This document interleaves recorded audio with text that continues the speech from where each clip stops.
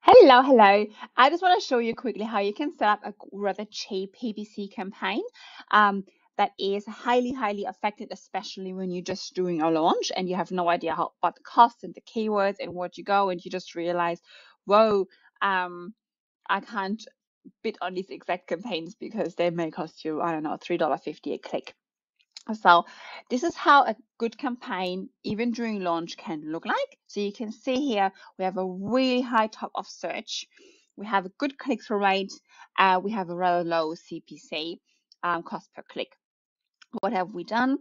We chose quite a few keywords. You see in total there are 19 keywords. They're all a broad match, but a broad modifier match, which means all the keywords, the part of the keywords, we added a little plus in front of them, and they need to be part of the phrase. So we can't just like suddenly be a complete knockoff of something funny if you've seen that in a broad campaign.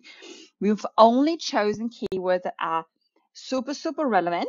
They are all long tail phrases, and they're all highly relevant and have a low search volume. So they're not massive. They're not something like Christmas gifts or a kid's toys. They are very long, like 3, 4, 5, 6 words, quite descriptive, and have a search volume anywhere between 300 to 1,000, so something like that. Why are we doing that? We do that mainly because it's cheaper and because we're highly relevant. We're going to be on top of search, even if we have not added, and this is the case for this campaign, I have not added any increased percentage on campaign settings to be on top of search. So that's a really good way of getting on top of search just by picking the right keywords with a decent bid. And you see we're just right here, suggested bid. I just updated that. You can see we have a really good click-through rate, which means we have chosen the right keywords. So people who chose any of these keywords and see us right on top, because we're most of the time right on top, will actually also click. And that's exactly what you want. You don't want to show up for keywords where you have a ton of competition, where you may not even be on top of search, or you have to increase it so much with your percentage setting that it's going to cost you a fortune. And then you have to compete with all the other guys who already have a million reviews. It's just going to be so much harder. And you definitely do not want to choose keywords when you just launch where you may be relevant. Let's say you have a gift set. Then just the word gift set is not a keyword that you can start bidding on, not even as an exact match, because it's just too competitive, way too broad. Everything can literally be a gift set. So you want to go down and say, what's actually in my gift set? Who is it for? Is it for baby boys? Great. Gift set for newborn baby boys for mom or for baby shower.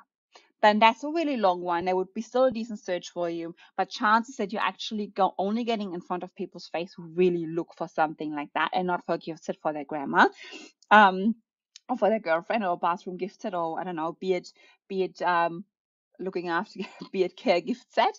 That's a really important thing. Choose the right keywords, then you get something like that.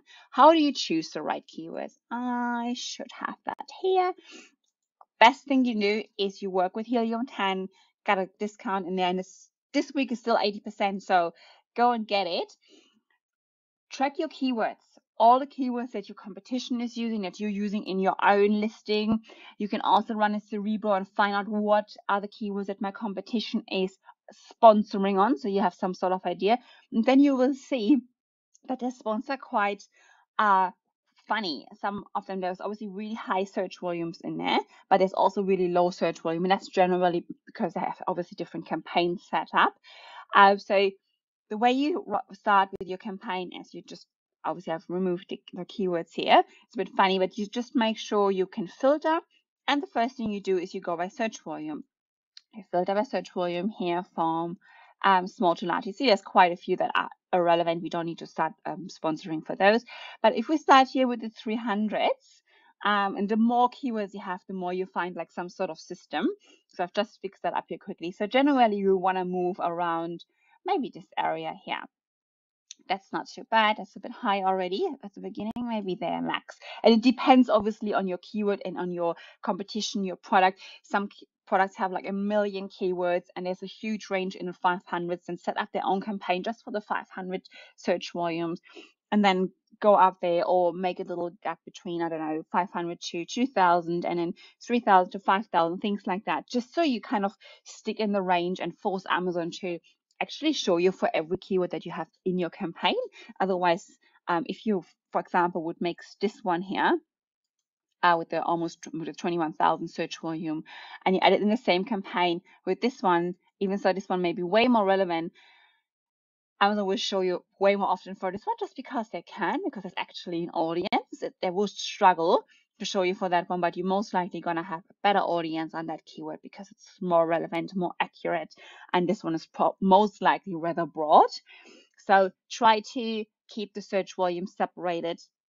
And when you just start out, pick a few ones, add them either as a phrase or a broad modifier, long tail in your little campaign, and then you go from there. You can also see here, if you choose quite a few here, you can, I mean, like I said, for a broad campaign, you don't have any top on search, you're a bit rather conservative, add quite a few keywords, 15 to 20 if you like. You just need to make sure you manage them and be able to do that. Some people struggle a bit, then just have more campaigns with less keywords in there. But generally, if I start this, I would put quite a few, especially if it's a low search volume. I would probably put about 15 to 20 phrases in there.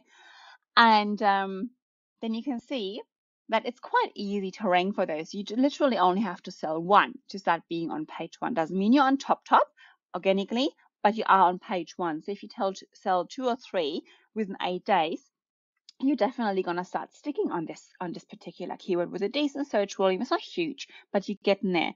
And that's exactly the whole goal behind this this launch, or behind this PPC strategy, is you want to start ranking organically for keywords that are in this area organically.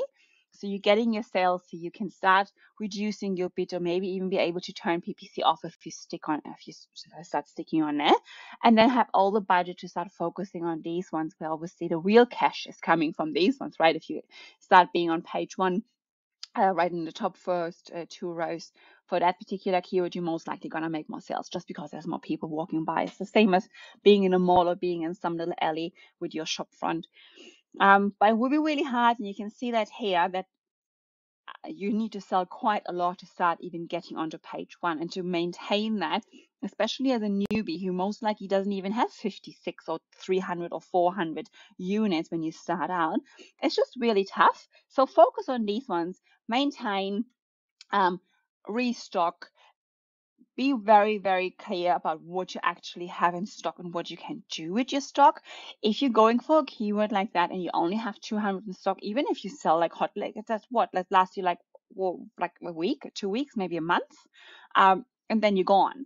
Where here you can actually build something. So be very realistic, and you can't make $10,000 in profit in the first month if you haven't even gotten the stock to sell that. So very realistic expectations are super important when you run a launch.